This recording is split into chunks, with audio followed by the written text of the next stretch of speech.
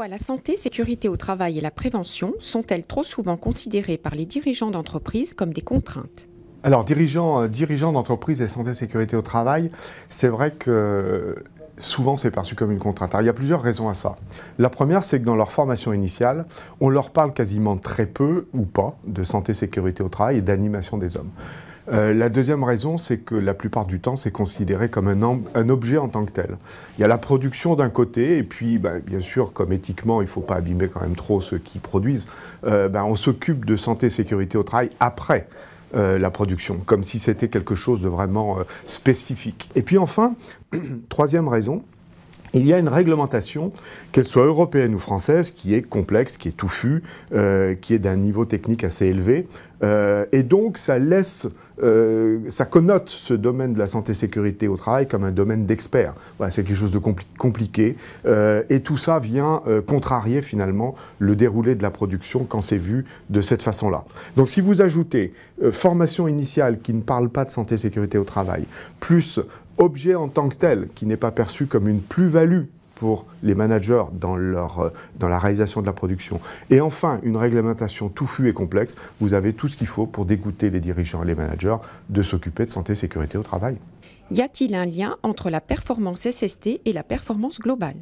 Alors oui, il y a un lien. Jusqu'à présent, on savait qu'investir en prévention rapportait. On a des études qui datent de 2009 de l'Association internationale de sécurité sociale qui démontraient qu'en moyenne, pour 1 euro investi, le retour était de 2,2 euros. En moyenne, ça pouvait aller de 1 pour 1 jusqu'à plus de 7 pour 1. En 2014, l'Office public de prévention du bâtiment et des travaux publics en France a réalisé ce même genre d'études et est arrivé exactement au même résultat. Pour 1 euro investi, retour 2,2. Mais je suis allé plus loin dans le livre que j'ai écrit cet été, en démontrant, à travers les accompagnements d'entreprises que j'ai réalisés, que non seulement investir rapporte, mais mieux, la performance en santé et sécurité au travail est le reflet du niveau de maîtrise qu'une entreprise a de ses activités. Autrement dit, si vous avez un taux de fréquence un peu élevé, ça veut dire que vous ne maîtrisez pas les activités dans la façon dans laquelle vous les faites. Et là, c'est un discours qui commence à chatouiller les dirigeants, parce qu'un dirigeant n'admet pas que ses activités ne soient pas maîtrisées. Mais si on vient lui dire que ce niveau de performance est en fait le reflet de la façon dont il maîtrise ses activités, ça, un dirigeant n'accepte pas de ne pas maîtriser ses activités. Et là, on a plus de chances probablement de les convaincre de la nécessité de s'occuper de ce champ de la santé et sécurité au travail. Quelles sont les pratiques à mettre en place? Alors, les pratiques sont très nombreuses. Il y a des tas de gens très intelligents, des livres, des experts, etc., qui peuvent vous raconter tout un tas de choses sur le sujet. Personnellement, j'en ai fait de tout cet ensemble un socle de base, c'est-à-dire que j'en ai choisi un certain nombre, pas très nombreuses, autour d'une quinzaine, pas plus, mais qui sont cohérentes. Et le mot important, c'est la cohérence dans ces pratiques. Ces pratiques, elles concernent à la fois le champ technique, tout ce qui touche les équipements, les process, les outillages, et on va essayer d'intégrer le plus en amont possible ces aspects SST, et bien sûr, un des acteurs importants qui va être challengé, ce seront par exemple les achats. Rappelez-vous toujours que les achats font rentrer le risque dans l'entreprise. La deuxième étape, c'est tout ce qui touche à l'organisation, en commençant par la gouvernance. La gouvernance, c'est la façon dont l'entreprise prend ses décisions.